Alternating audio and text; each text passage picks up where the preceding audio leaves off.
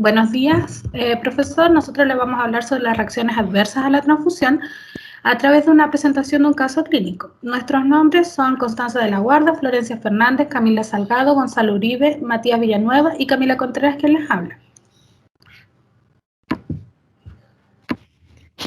Bueno, a modo de introducción, como ya sabemos, la transfusión de sangre es sumamente importante para la conservación de la salud, ya que cada año contribuye a salvar millones de vidas.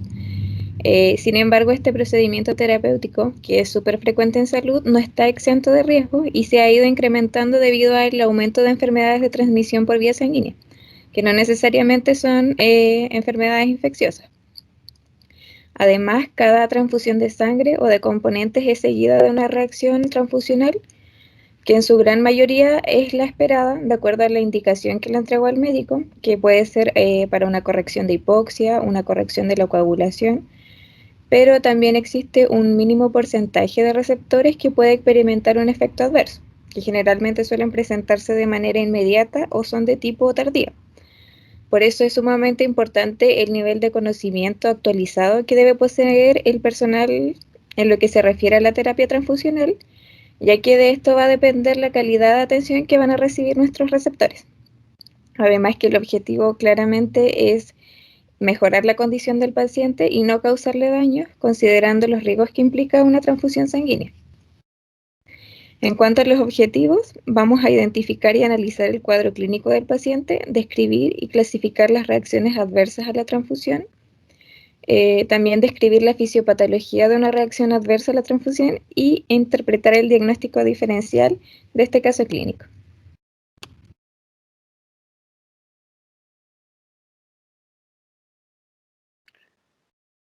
Bueno, el caso clínico que nos tocó presentar el día de hoy es un hombre de 66 años que es ingresado al servicio de recuperación del hospital Dr. Hernán Enríquez Aravena de Temuco en el postoperatorio reciente luego de ser sometido a reemplazo de cadera.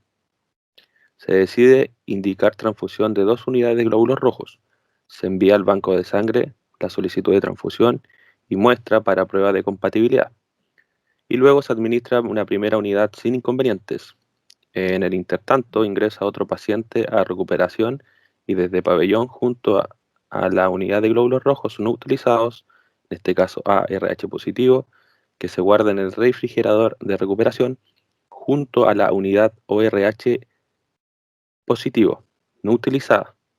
Después de haber pasado aproximadamente 30 ml de la segunda unidad de glóbulos rojos, el paciente presenta bruscamente agitación psicomotora, dolor torácico, escalofríos e hipotensión arterial.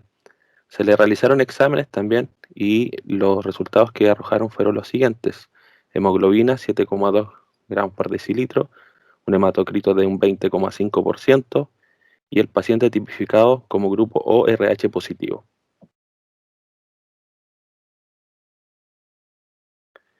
En primera instancia, como grupo, nos preguntamos que la primera pregunta es si es compatible con una reacción adversa a la transfusión.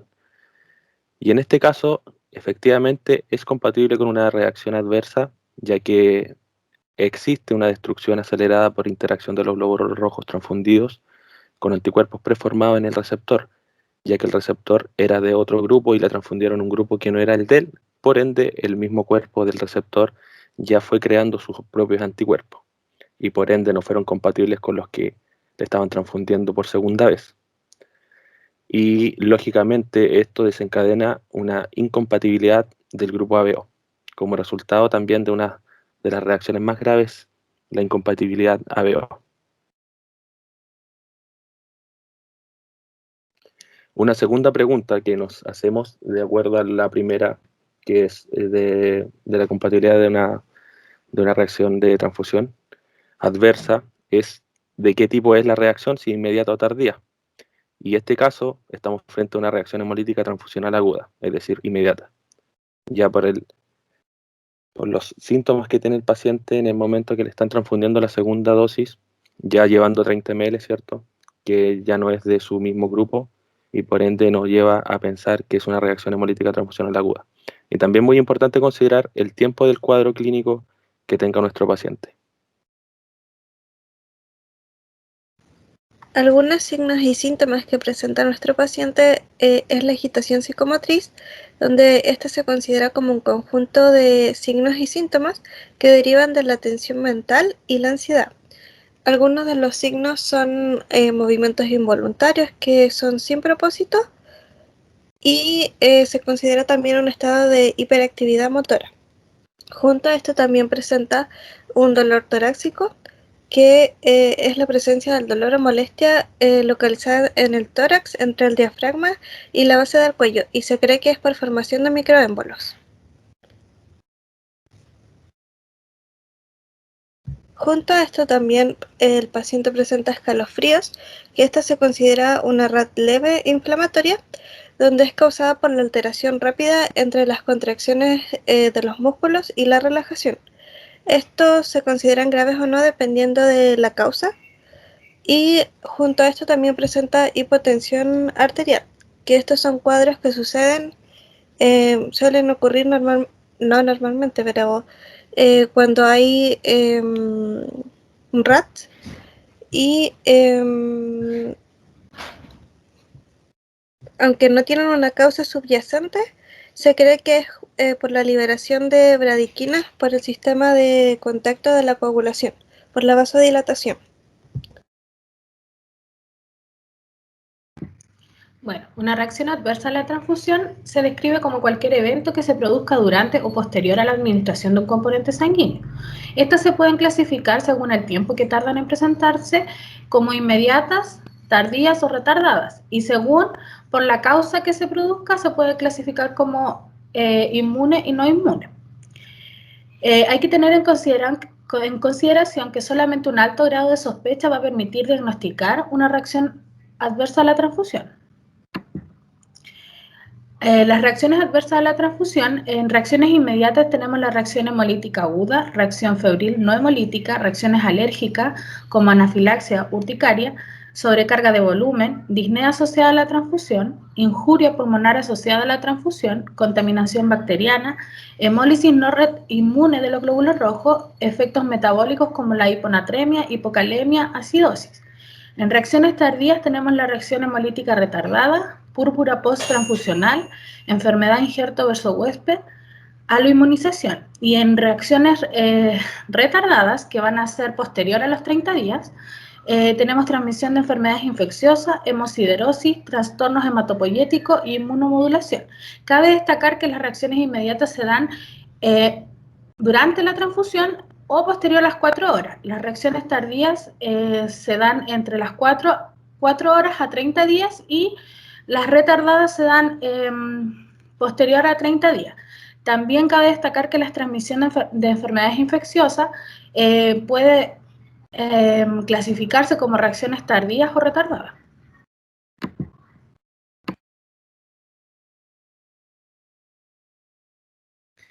Las reacciones hemolíticas agudas son iniciadas por la interacción de los anticuerpos del receptor con antígenos de eritrocitos incompatibles del donador. Es seguida por la activación de la vía clásica del complemento, lo que resulta en una lisis intravascular del glóbulo rojo. Esta unión de antígeno-anticuerpo produce una hemólisis intravascular que libera la hemoglobina y enzimas dentro del espacio extravascular. Estas reacciones son mediadas por la hemoglobina M, que predomina la hemólisis intravascular, debido a la capacidad de estos anticuerpos para activar el complemento hasta la formación del complejo de ataque de membrana. Esta destrucción de los eritrocitos ocurre directamente en el torrente circulatorio, lo que determina la presencia de hemoglobinemia y la hemoglobinuria.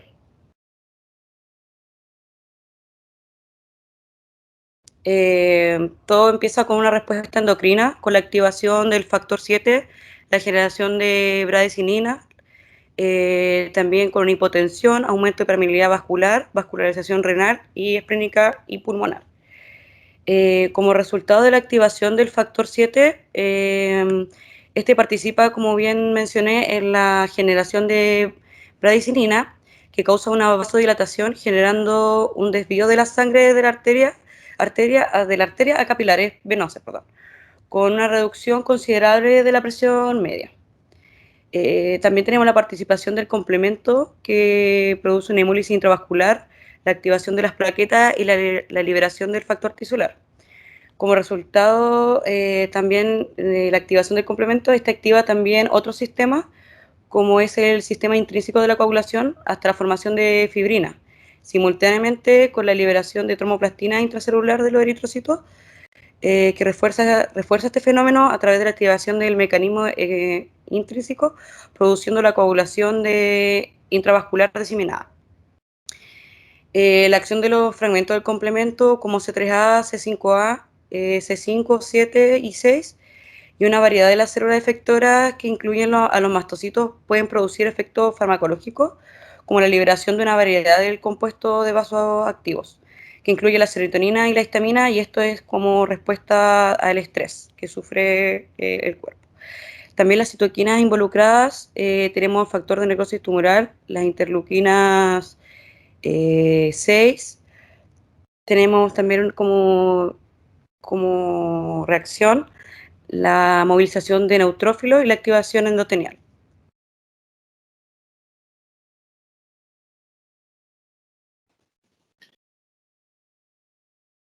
Bueno, en cuanto al diagnóstico diferencial, podemos decir que cualquier tiempo de hemólisis aguda puede ser confundido con una reacción transfusional aguda. Por eso siempre, en realidad, es necesario hacer el diagnóstico diferencial de hemólisis aguda, pudiendo ser, por ejemplo, siempre como basándolo en varios cuadros, como que podría ser, por ejemplo, por contaminación bacteriana, podría ser por una reacción hemolítica aguda, por una reacción febril no hemolítica, podríamos estar en presencia de un TRALI o de una anemia, congénita hemolítica. En el caso particular de nosotros que presentamos, tenemos, por ejemplo, el cuadro que mostraron mis compañeros anteriormente, que es el de signos y síntomas de la reacción hemolítica aguda, que es principalmente en el cual debemos basarnos para poder realizar un correcto diagnóstico diferencial, buscando varios de los síntomas en los cuales se presenta el caso, además de sumado la anamnesis. En este caso particular es importante destacar que el paciente presenta fiebre, escalofríos y hipotensión, y estos signos y síntomas son comunes en una reacción hemolítica aguda. Además de esto, como dije anteriormente, debemos sumar los ya nombrados por mis compañeros y la anamnesis del paciente. Bueno, a modo de conclusión, nosotros como personal que trabajaremos en la unidad de medicina transfusional o en el banco de sangre tenemos que tener las competencias necesarias para poder identificar las reacciones adversas a la transfusión y así poder actuar de manera oportuna. Por esta razón es de suma importancia conocer todos los tipos de reacciones que pudieran presentarse durante o después de una transfusión, y además es fundamental establecer un protocolo de detección, manejo y vigilancia de las reacciones adversas a la transfusión durante el proceso con el fin de prevenir o minimizar la aparición de estas mismas.